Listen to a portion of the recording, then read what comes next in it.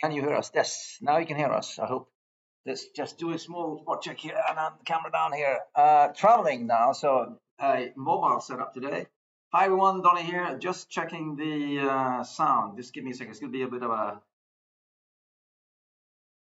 echo. Martin Ödman, all the way from Sollentuna. Just do it. You know. There we go. Fantastic. Everything works. We have sound. Morning, everyone. Donny here, Innovation Fika. Wednesday morning, 9 a.m. Every Wednesday with guests, ideas, fun things going on, traveling. And I'm going to be traveling a lot now this spring. So I'm going to try and do my show mobile and bring it to the world and bring the world to you. So make sure to mark your calendars, get your coffee going for 9 a.m. CET Wednesday mornings. Oh, I'm confused. I used to do this. I did this Wednesday afternoons before. Anyway, Donny, usually in Stockholm. And this is Innovation Fika, my innovation coffee break. 30-minute coffee break chat with interesting people about interesting stuff. And please make sure to join the networking as well. Join us live, Q&A with the guests, and networking as well in the forums. I'm seeing Rainis, good morning. Martin from Sweden. We have Thomas from Vienna. Bosse Hammarlund. Hey, Bosse. Good to see you as well. Anyway, all the episodes are also recorded and saved on YouTube. So this is episode 166. There's supposed to be an overlay here. I'm seeing that interesting. Is that not there? Okay. There's supposed to be an overlay there. Anyway, doesn't matter. Episode 166. And all of the episodes are recorded and on YouTube, so you can watch them afterwards. Anyway, enough. And Petter Cederberg as well. Hi, Petter. Good to see you. So, coming to today, 166, I'm here with not only, you're a professor. Yes. Yes, Professor Kadri. So I will call you Professor Kadri? What do I call you? Yeah, you can call me Kadri, just Kadri. And I will ask you the same question I ask everyone that's on the show. I always start by saying just, who are you and what do you do? It's short. Yes, I'm Professor of Innovation Policy here at Tartu University, and welcome to our Delta building where we are. Yeah. So, yes, this is, some of our It's a beautiful building, right? It's only 5 years old. It's in the center of Tartu. It's a beautiful view of the river. Yes. Yeah, it's beautiful. Not a beautiful day. It's kind of Stockholm weather right now, rainy, a bit cloudy, but it's a beautiful, beautiful place. So if you're in Tartu, make sure to come and visit Tartu and visit this place. Okay, yes? Yes. So I'm working at the Delta Management School here in this building. We are here together with IT department, math statistics, robotics, and obviously business economics, and Tartu University Entrepreneurship and Innovation Center. So this is like the hub of innovation in Tartu University, one very modern building, because Tartu University is almost 400 years old. So can you imagine? We are trying to, be young and contemporary here. But it's not easy. I mean, if the university is 400 years old. But you haven't been here that long. No, actually, our school or economics business have been 85 years old. With a break, meanwhile, when they had communism, of course, but you know. So, okay, I mean, we could probably spend the whole day talking about everything else that you do because you're also a big part of the CDL Estonia, Yes, which is Creative Destruction Lab, which is a international movement started in Toronto. yes, in 13 places around the world, Yeah, North America, in Europe, in 3 places currently, yeah, in Tartu, in Paris, and in Berlin, yeah, and growing. yeah. So yeah, I think it is wonderful experience for us. It's like a huge network across all the world. And you're coming to Stockholm in March to do it as Yes, well. yes, yes. So KTH in March. yeah, it is in CDL. March. You can meet CDL Yeah, Estonia. it's going to be wonderful. So, but today's subject then, today's subject is startup mentality at universities and entrepreneurship at universities. And Yeah. as I wrote in my short blurb, there's this idea out there that universities are slow and old and not the place to be in some places. And then of course there's this the idea that all of these empires like Facebook and Microsoft were started by dropouts, Bill Gates and Mark Zuckerberg. Yeah. And so then people say, well, it's not thanks to universities, it's despite that they were at the university, they made it anyway, kind of thing. But I mean, I would say, at least for KDH, I'd say that, since I started 16 years ago, a lot has happened. Yeah. So what is it like here in Tartu? Yeah, obviously. I think there are many reasons, and I as professor could, speak forever. But maybe I can pick. I'm kind of a professor as well, because I can do that too. Exactly. But let's not do that. I would pick like maybe 2 reasons why universities change. The first is more like a macro reason. You know that we have tried now this licensing business, we have tried this publication business, and Yeah. it's not going that well for universities. So now we are trying this startup business and try to kind of increase the number of startups we support, how we support them, how much money we invest there, and also learning from that because the startups are real time, business ventures. So instead of as a professor reading from new things in the magazines or publications which are old already, I'm actually experiencing that real time. Yeah. So for me it's fantastic. And the second but I think also like a personal reason of professor is we are bored of this publish and perish mentality. So it's much more interesting actually real time to advise and use our knowledge to build something, Yeah. support somebody, because it's the number of publications has increased Oh, so much yes, that we don't even know how to do that. Just wait until the old Yeah. research people get their hands on ChatGPT as well. Yeah, exactly.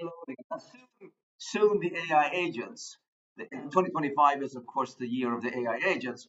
Soon the agents will be writing and publishing by themselves. And you'll be sitting as a professor, you'll be going, hey, agent, today I want you to write and publish a paper about this and this and this. And then we'll just get it done for you. So so the idea of publishing something so other people can see it and then build on that. And then, I mean, that's kind of how open research collaboration works. However, Yeah. and I'm saying this in the best possible way. Anybody in research, please don't take offense now.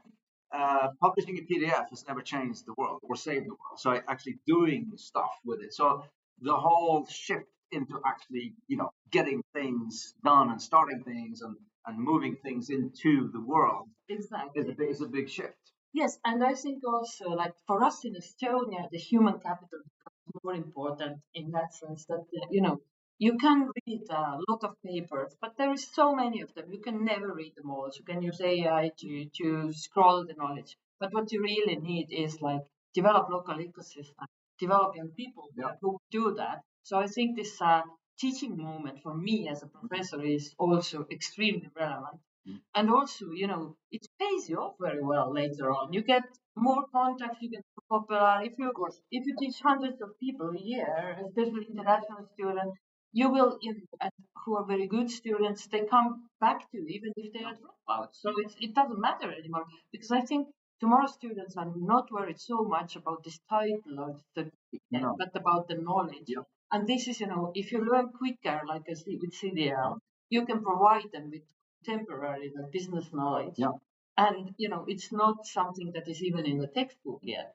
And also, you as a professor cannot teach them everything. You have to bring them together with the startup leaders, unicorn, to make them understand some things. And I think this. Well, I think that's hi, Werner, by the way. Werner from Belgium as well. We have lots of European countries online today, and I see also we have India as well. Hello, India.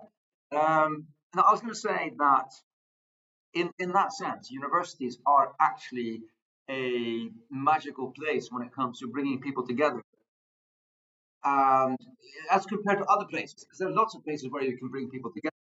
But you bring people together in one place, the different ages, different from different countries with different cultures, and studying different subjects and different ages, and it's a melting pot of people, but everybody is there to like learn something, discover something, enhance their knowledge. And it's a lot of natural networking going on because that's universities are a natural meeting place. There's lots of activities happening all the time. So universities are actually the perfect place to get people together who want to both learn more things themselves and who want to fix things, and then and it's I think it's a two-way thing because it's both learning something from somebody and going, aha, I can do this. But it's also thinking, I want to fix this. What do I need to learn to fix this? And then you can actually take a course or meet somebody and find somebody who knows that, or is, and then you can build it together. So I think the university's setting is a magical place. Absolutely, and maybe I would add, you're absolutely right. One thing, I think teaching every day students, I see that they are growing very fragile. They have a lot of information. They see like maybe more proportionally more success stories than failures, and they have a lot of pressure. And I think universities must give them also the environment where they can be calm and think, also learn about the failures. That not everything is, very successful, and I think this is something that we can do by meeting them and also sometimes explaining them slowly and having this patience and all this. I think this, universities have a fantastic potential, but I think now it's the question how fast they can change. And also, it's not only the question of for universities, because in Europe, many universities are government funded, so they are using taxpayers' money, and it's when we grow richer as a society, we want to have more such services as education and medicine and all this. So the governments are struggling with funding us. So how to combine private and public money, and how to really be flexible and not stuck with our things, right? So this is a challenge for universities and also for us. But that's like we could spend the day talking about this, but it's only a short. The interesting thing though is if you look at Aalto in Helsinki, I mean I think they took a shortcut because they sort of moved all of the startup activities onto the student body. So the students, I mean, they started Slush and they started so many things on the whole. So that was like a shortcut to getting things started faster. Mm-hmm. And KTH, we work together with the student bodies, but we are still the ones that run the innovation support KTH. And I think that but a lot comes down to, and this is a question I have when it comes to Estonia and Tartu as well. It's a lot about mindset and branding, because for instance, if you went to the US and you did either West Coast or East Coast, nobody would say that Stanford or Berkeley on West Coast or Harvard or MIT that they don't count. I mean, in the startup world, that's where people meet and where it comes from, and that's like a part sort of marketing effort that they've managed to position themselves. I mean, it comes from. I'm not saying it doesn't come. It comes from there. Yeah. But I mean, and I'm saying what it's all about also telling the story and putting yourself there. So where would you say that you are when it comes to that? Great. We actually took it also. We wanted to leapfrog because we see Estonian government has jumped over some development stage. Yeah. And we tried it too. And actually, it's good that you are talking about the US We have done now in past years joint global course with Wharton School from the US. Yeah. But they have started their global courses like more than 10 years ago. But what we discovered, we wanted to do it so that our local ecosystem would benefit. So we changed that course together with them. So the Wharton students are coming here. We are putting them together with our students and also students from Latvia, SSRIGA. And then we let them advise local enterprises. And this is something new. And basically, we have like 7 to 9 enterprises every time. Also, G-Scan was there, for example, but also our unicorns like Pipedrive, Volt, all this. And the students come here to Tartu in the end, and so they visit the companies, solve their problems, and so all the enterprises around the Tartu, they will get like, I don't know, 70, 80 hours of free consultation for EMBA students.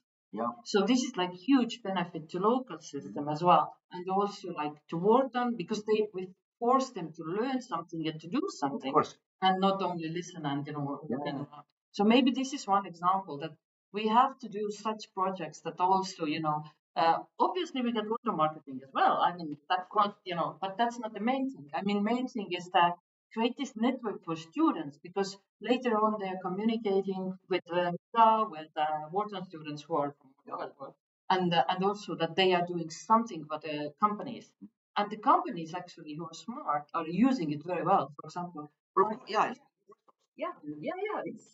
And I actually have looking at the timer just a question. I know we have lots of really smart people online as well with Werner and hopefully Martin Edman as well as still here and Thomas. Because one thing that I have been thinking a lot about is that, okay, so at KDH, I can only speak to KDH. Yeah. We've managed to build a really, really good support system. We've managed to build a super efficient, really powerful machine. So everybody, now we have people applying to come to study at KDH because KDH Innovation exists. But it still is kind of like an exclusive body because we only cater to KDH students. And being at KDH, you get our support and so forth. And I would want the university also to be, it's a part of society, it's a part of the city. So how, this is a question for everybody listening as well, how can we get these potential powerhouses of innovation with all of these incredible people to also become a bigger part of the society that they're in, like you in Tartu here or us in Stockholm. I mean, how do we make it more not only inclusive or open, but a part of the society? So we actually get, because it's in the triple helix, we have academia and we have business and politics, but it should be like a quadruple helix where you have the citizens as well, right? So it's a question to everybody listening. How do we get these potential powerhouses to be a more sort of integrated part of the society that they're in? You were talking about collaborations with local companies, I think, which is a great example of the collaboration. Go ahead. Yeah, but for example, this student competition, we also have pupils there, and their parents come, that it's like I think very smart way would be through the students to network with, because for example, your MBA or EA students, they are entrepreneurs everywhere. They are politicians very often, right? Or at least government officials. But for example, today starts our startup day, which is organized by couple of our people only. But the rest are students and volunteers, which like 200. I mean, we are a small school. We could never do such a festival alone. But with the students all over Tartu University, we can do it. For example, this competition is, robotics, everything, pupil coming, doing something, meetings. So it's crazy. And also Tartu city government is actually very entrepreneurial. Do you know that they changed the town traffic because Tartu is having in their name startup, and the traffic signs are changed for a startup day, so it's illegal in Estonia, but don't tell anyone. What we're talking about is there's a big startup conference starting tomorrow, actually not tonight, but tomorrow, Thursday, Friday, and it's called Startup Day, and of course it's Tartu P, so Tartu Day, and so small S and large Tartu and P. So Startup Day. and that's the everything will be changed here in the city. So the city is really sort of, Yeah. What's it called? Embrace. Thank you. Embracing this whole sort of thing. And I will say that for a fact that Estonia and Tartu are really, pushing the boundaries of the whole e-government and startup, and it's really, really cool over here. So if you do have a chance, come over here and visit it. It's really awesome, and some really, really good people as well. But do you see also traditional? I mean, like in KTH, we have like lots of project work. So most of the students, when they study, they also do like projects in their education where they do work for companies. So it's a very sort of practical engineering education. So they get, but usually that is mostly like larger industry, and it works surrounded by the Scanias and the Asias and so on everywhere. But do you see also startups or scale-ups like coming back and working again, or is it which kind of companies are you like working with? We are trying all kinds of, because we cannot specialize. We are too small. Estonia is too small. So we are like, for example, we have practice projects where the students take some assignment from any company and solve it like for 3 or 6 credit points. And there we have traditional companies, and there we have also startups. And for example, Wharton takes startups more, or the already scaled up startups, unicorns, right? But these small projects, these are for startups. And I also take, for example, my field is innovation policy.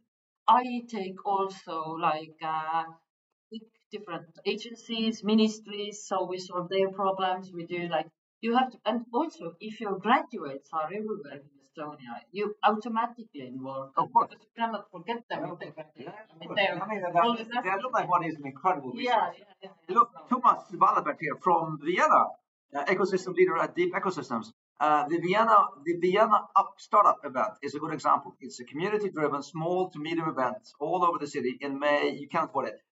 We're coming to Vienna in May. I'm not planned. I haven't planned it, but I will say that. Let's go to Vienna in May and do this, Thomas. In May. Because we have CDL Estonia in May, exactly. Yes, so I'm like, okay. Sorry, Thomas, but thank you for adding that, Thomas. Yes. Very, very good. And I'm Martin Erdman here as well. I think science sometimes sucks in telling the story of what they do and contribute to. And and almost always they present findings after the results are out there. We should incorporate the now better. What is cooking, not what has been cooked. Yeah. This could attract the public citizens more. Yes, I love that idea, Martin. Yeah. I mean way back at KTH, we had this big project. We were starting a new thing.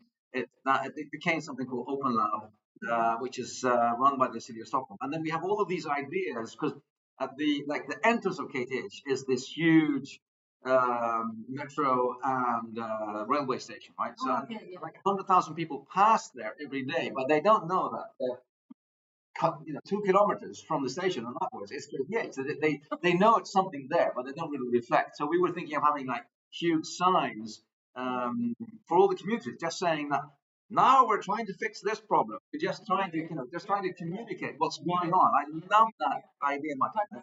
Let's work more with them. I definitely think we can do a lot more with that. So how do you collaborate with the citizens of Tartu more than just the students working with companies?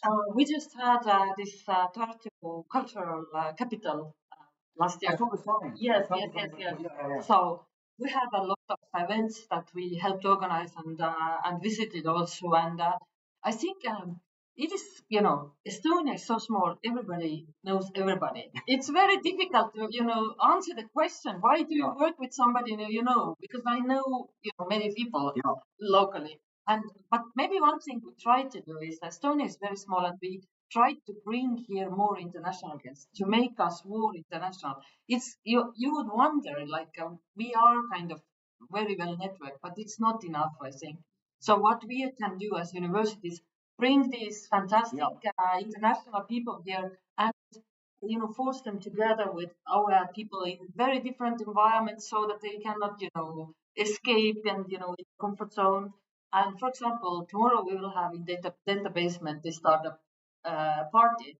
So you will see, we will just force everybody to come to the our basement or basically parking lot to have the party. And so maybe we can sneak out and look at the building, let them know what we are doing. All these things. Now it's like. But it's 4,000 people coming tomorrow. Yeah. It's great. It's cool. But it's a really, really cool event. I was here last year as well, and I can recommend it in 2026. Startup Day in Tartu. Really, really cool event. So, well, we still have a couple of minutes to go. Don't worry. Let's see. Maybe one thing I want to say. Hang on. Do you allow me? No, we're getting more conversation. Andre Vognum. Hey, Andre. Good to see you. Good insight. Excellent. You can also communicate the failures. Yes, even more lessons to learn. Yes, of course. We tried this. That didn't work. Perfect. Yeah. Thomas has also posted a movie from the Vienna Up event. You can check that one out. Exactly. Andre Bogdan, Martin Rudman. Andre Bogdan, wheel spins fast. We don't have time to wait for the paper, the PDF. But I agree with that. Communicate them now. I think that's really, really good. We should be doing that a lot more. Oh, wow. But anyway, I think that another sort of vision I have is that instead of sort of, I'm going to, when you study, because my schooling was a different story altogether. Yeah. Disaster. Mine too. I almost didn't get out of high school because my grades were so bad.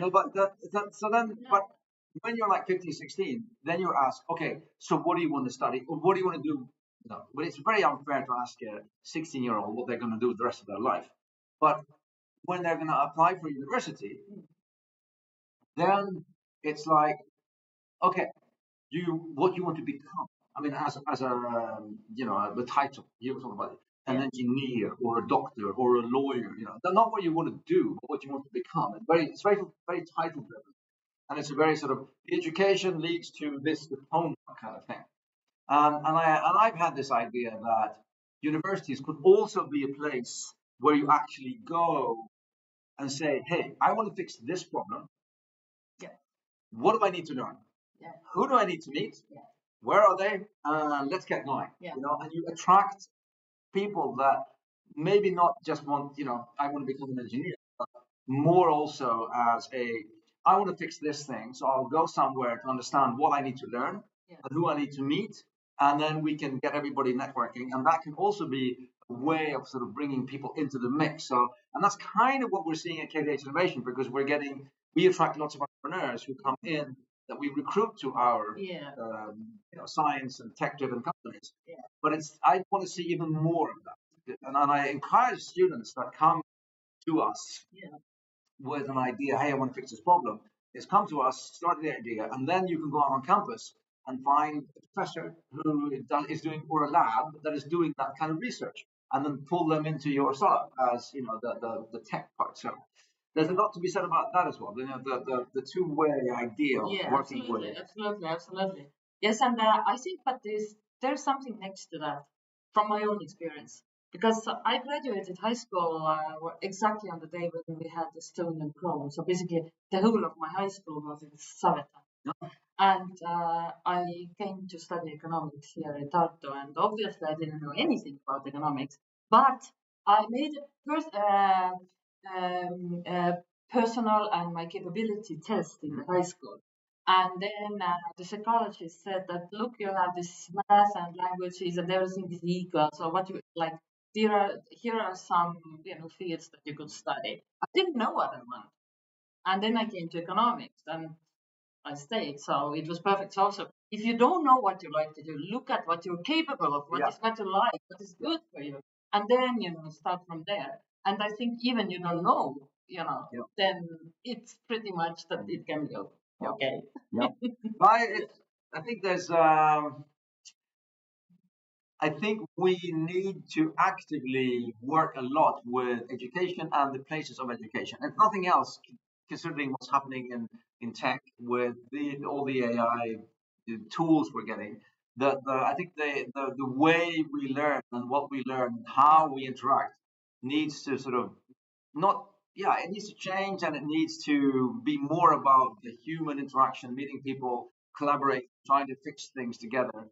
Yeah, I think we have a lot of things going on. Yeah, and also what you have to do as a person with your life. No.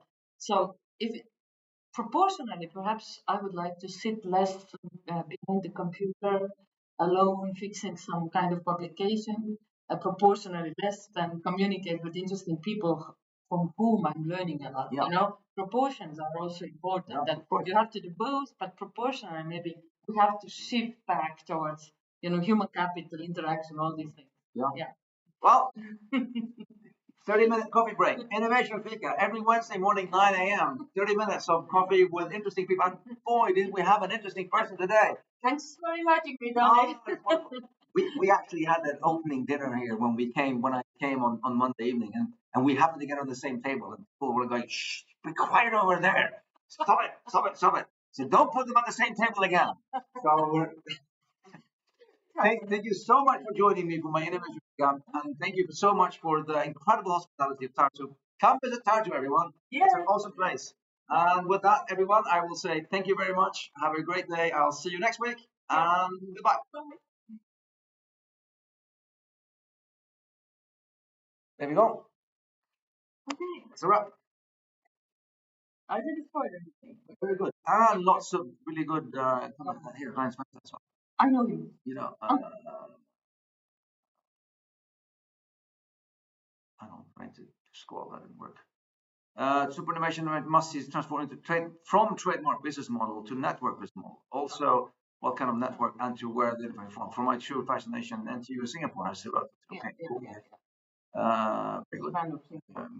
Wants to have us to during the Singapore meeting, like good people on the call. Martin Edmund is good. He's nice to see Andre as well.